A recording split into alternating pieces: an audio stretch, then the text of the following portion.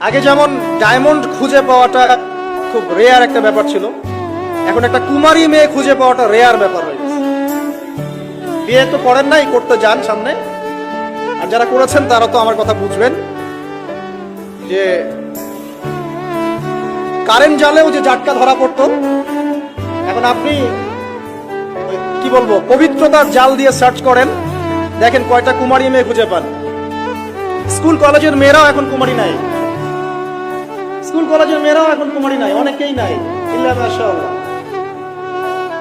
পরিবারের লোকজন জানেও এগুলা, এটাই স্বাভাবিক এখন। আর যদি মাশাআল্লাহ এই যুগের কোনো দিনদার ক্যাটরিনা কাইফ ভাগ্যে জোটে, তাহলে তার পিছনেই সারা জীবন চলে যাবে।